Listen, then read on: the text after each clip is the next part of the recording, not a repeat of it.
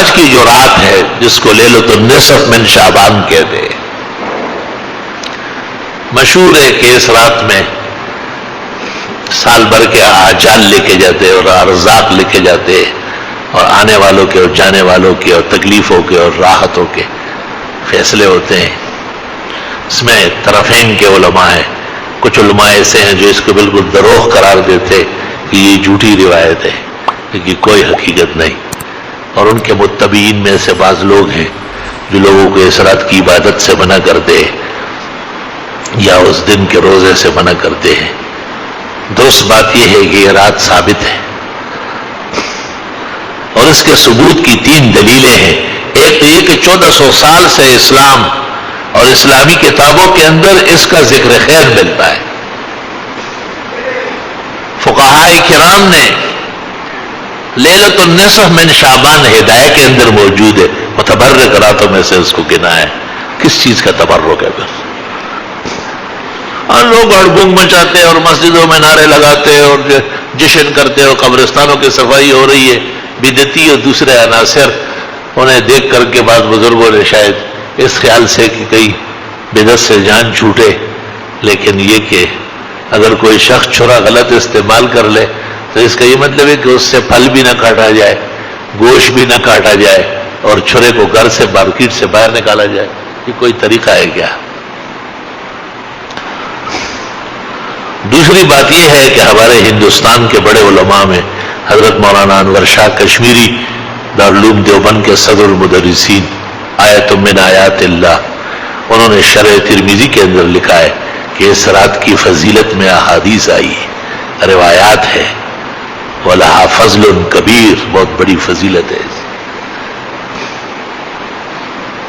اور تیسری بات یہ کہ بلاد عرب کے انور شاہ شیخ زاہد الکوثری رحمت اللہ علیہ، جو حضرت شاہ صاحب کے پائے کے بزرگ عالم گزرے ہیں، انہوں نے اپنے مقالات میں 2 مقالے رکھے ہیں، فضیلت لیلۃ النصف من شعبان، اور بڑے بڑے اکابر محدثین کی عبارتیں نقل کی اور فرمایا کہ اس میں 8 حدیثیں ہیں، 5 واقعی کمزور ہے لیکن 3 حدیثیں بالکل صحیح ہیں، جن سے رات کی فضیلت اور دن کے روزے کا استحباب معلوم ہوتا ہے۔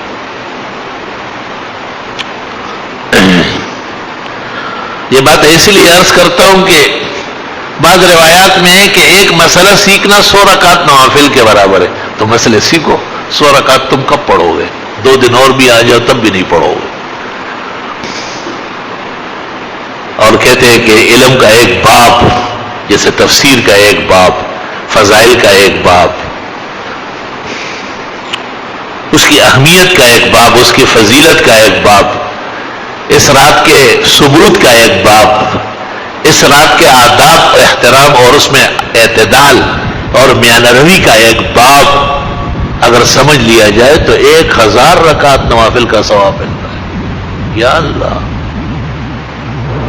تو میں نے بھی اس خیال سے کہ آج کی نشست میں اسی سے متعلق مسائل بیان کرتا ہوں تاکہ ہمارے بھائیوں کو اور ان کے توسط سے ہماری بہنوں کو، بیٹیوں کو اور بھاوجوں کو بھی گھروں میں علم کی روشنی نصیب ہو جائے اور وہ بھی 100 رکعت نوافل اور 1000 رکعت نوافل کا ثواب حاصل کر لیں۔ یہ اللہ کے احسانات کے قبیل میں سے ہیں۔ جس طرح آدمی کتنی محنت کرتا ہے اور کتنی مشقت کرتا ہے اور وہ اول سے لے کے اخیر تک قرآن شریف پڑھتا ہے، ایک قرآن پڑھ لیا، بہت بڑا کام ہے، اللہ نصیب فرمائے۔ لیکن حدیث میں ہے کہ سورہ اخلاص ثلث قرآن ہے، 1/3 ہے، تو علماء کہتے ہیں اگر یہ 3 دفعہ پڑھ لیا جائے تو بھی ایک قرآن کا ثواب مل جائے گا۔ 1,00,000 سوا لاکھ سے تو کم خرچہ نہیں ہوتا عمرہ کرنے کا، اور حج کا تو سرکاری اعلان 3.5 لاکھ کا ہوا ہے۔ 1,00,000 اور 3.5 لاکھ ہم فقیر و عاجزوں کے لیے مہیا کرنا کوئی آسان کام ہے، لیکن یہ عجیب بات ہے کہ جب آدمی عمرہ کرتا ہے کتنے جلوے پاتا ہے۔ عمرے اور حج کی فضیلت کے بیان سے زبان عاجز ہے، انسانی تگدو میں نہیں کہ وہاں کے احوال، بلکہ میں نے کتابوں میں دیکھا ہے کہ اگر کسی کو اتنا تھوڑی دیر نصیب ہوتی ہے کہ کعبہ شریف کے ایک دروازے سے اس کو داخل ہو رہا ہے اور دوسرے گیٹ سے نکلنے کا وقت مل رہا ہے تو بھی انکار نہ کرے مغفرت کے لیے اور اللہ کی رضا کے لیے یہ تھوڑی دیر بھی کافی ہے. اس پر بھی فخر و شکر کرے ہو کہ ایسا نہ ہو کہ آئندہ یہ بھی نصیب نہ ہو جائے. تو ایک بات تو یہ ہے کہ لیلۃ النصف من شعبان، یعنی شعبان کی 15ویں رات، اس کے فضائل ثابت ہے. لوگ انفرادی عبادت کر سکتے ہیں، بعض جگہ نفلوں کی جماعت ہوتی ہے خلاف شرع ہے، بعض جگہ صلاۃ التسبیح با جماعت پڑھتے ہیں، حرام ناجائز، نفل کی جماعت حرام ہے. فتح عالمگیری میں لکھا ہے کہ ایک آدمی پڑھ رہا تھا اور ایک ساتھ کھڑا تھا تو خیر ہے، لیکن دو اور آ گئے تو سلام پھیر دے اور توڑ دے نماز.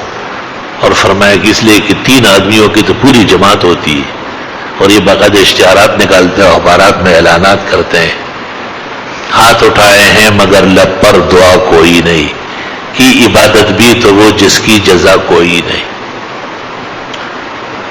اللہ تعالیٰ بدعات سے اور فسق و فجور سے اور خاص کر عبادت کے رنگ میں محفوظ فرمائے. یہ جو پٹاخے پھوٹتے ہیں اور ان راتوں کے اندر قسم قسم کی یہ آتش بازی ہوتی ہے، شاید آپ نے اس پر غور نہیں کیا ہے، یہ ہندوؤں کا رسم ہے. اور ہندوؤں کا رسم کیوں ہے اس کو سن لو، صرف ہنسنے سے کچھ نہیں ہوگا. دیر تک آپ ہنس لے تو ایک پائی بھی آپ کو نہیں ملے گی، سنجیدگی سے سن لے تو نسل آباد رہے گی. چونکہ اسلام میں یہ ہے کہ متبرک راتوں کے اندر سکون ہو، آرام و راحت ہو. بخاری شریف میں ہے رسول اکرم صلی اللہ علیہ وسلم اپنے گھر سے نکلے اور مسجد نبوی آ رہے تھے کچھ ضروری مسئلہ بیان کرنے کے لیے. آپ نے راستے میں دیکھا کہ 2 مسلمان ایک دوسرے کے ساتھ تو تو میں کر رہے تھے اور غصے ہو رہے تھے. آپ بہت غمگین ہو کر کے آئے، ممبر پر بیٹھ گئے اور آپ نے کہا کہ مجھ سے وعدہ ہوا تھا کہ لیلۃ القدر کی متعین گھڑی کہ وہ 21ویں ہے یا 23ویں، 25 ہے یا 27 یا 29، ایک ہی رات متعین کر کے دوں گا. لیکن میں نے دیکھا کہ 2 آدمی راستے میں زور زور سے چلا چلا کے ایک دوسرے پر گرم ہو رہے تھے. حق تعالیٰ نے مجھے کہا کہ اب ضرورت نہیں ہے اس امت کو دینے کی، ان کے ہاں تو ایسی بے عدالی. دونوں صحابہ تھے، مسلمان تھے، بے قصور تھا، ان کو معلوم نہیں تھا کہ ہماری اس غلطی سے اتنی بڑی پکڑ ہوگی. اور یہ چونکہ مسلمانوں نے اس رات کو بڑی محبوبیت سے بڑے سکون سے منانے کی کوشش کی. آگے دلیل سن لو.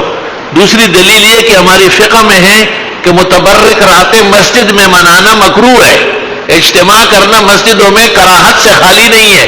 نور الاضاء فقہ کی پہلی کتاب ہے، اس کی عبارت سن لو. وَيُكْرَهُ إِحْيَاءُ اللَّيَالِيَ الْمُتَبَرِّكَةِ وَاجْتِمَاعُهَا فِي الْمَسَاجِدِ. متبرک راتوں کے لیے اکٹھے ہونا اور ساری رات مسجدوں میں جاگنا یہ مکروہ ہے، کیونکہ اس میں بھی ہڑبونگ پیدا ہوتی ہے، اس میں بھی بدنظمی ہوتی ہے. وہاں ایک لیٹا ہوا ہے، ادھر ایک پڑا ہوا ہے.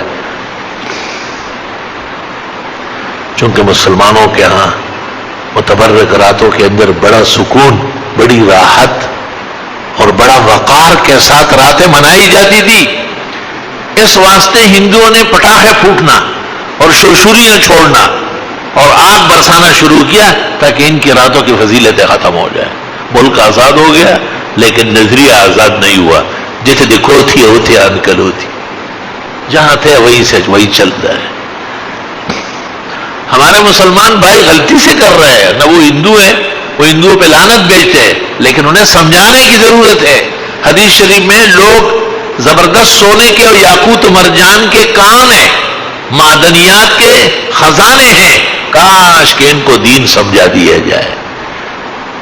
اس لیے فرمایا کہ ایک مسئلہ سیکھنا 100 رکعت نوافل کے برابر ہے، اور علم کا ایک باب پڑھنا 1000 رکعت نوافل سے افضل ہے. بہت سارے لوگ کہتے ہیں کہ جی گھروں میں اتنا ماحول مہیا نہیں ہے، تو گھر تو آپ کا ہے، گھر میں تو آپ اور آپ کے بال بچے رہتے ہیں. اپنے گھر میں جیسے آپ نے ٹی وی کی جگہ بنائی ہے، اس طرح آپ نماز کی جگہ بنا لیں اور وہاں گھر کی بیویاں نماز پڑھے، چھوٹے بچے قرآن شریف وہیں پڑھے.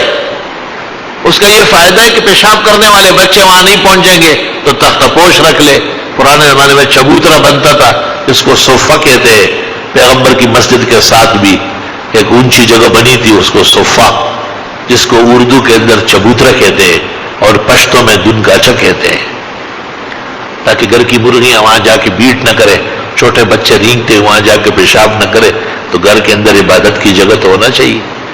قرآن کریم سورۃ یونس میں ہے کہ حضرت موسیٰ علیہ السلام نے فرعون کے مقابلے میں بنی اسرائیل کو کہا تھا کہ اپنے گھروں کے اندر نماز کی جگہ بنا لو. علماء دین کہتے ہیں کہ فرعون ان کو باہر مسجد نہیں بننے دیتا اور نہ مسجد میں نماز پڑھنے دیتا.